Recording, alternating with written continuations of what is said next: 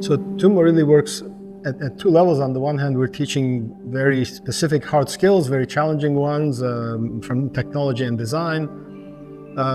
But when we look at the impact we've had on our former students and even our current students, comparing somebody who's been at TUMO for 2 years to someone who has the same age, etc., the same socioeconomic background, but has just entered TUMO, we're seeing that it really is helping them decide what they want to do, but also be able to do projects on their own. They learn autonomously much more often than a similar cohort of non-TUMO kids. But what really surprised us was that they're actually performing better in school. We had suspected that kids who come to TUMO spend so much time with us that they might actually be lagging behind in terms of homework. We're always worried about that. It turns out, no, they actually are in the top performers of their classes. They're actually performing much better in math, for example, which is not something we teach per se, but it turns out that what we had kind of assumed intuitively, which is that you become a very effective learner, much more motivated, or at least there's some effect of what we're doing that helps them achieve better results in all kinds of other disciplines as well. And then in university, this was less surprising.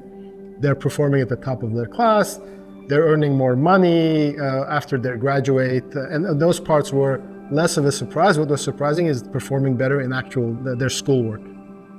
And I remember when Seymour Papert was here a few years ago, and we were just at the beginning of our journey, and I was explaining to him that this is what we're going to do, this is our philosophy, what is our approach, what type of choices we're going to give.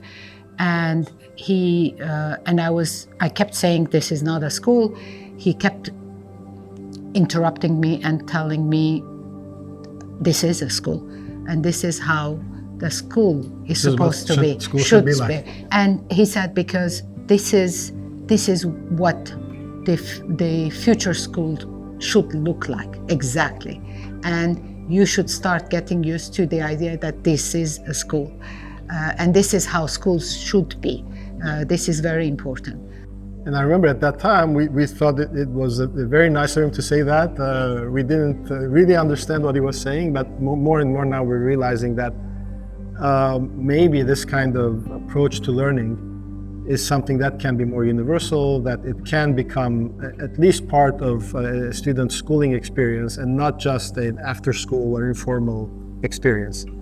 So we're very conscious of that and are working towards that as well as we go forward. The other thing we realized is that we used to be a school. Now we're a school plus a technology company.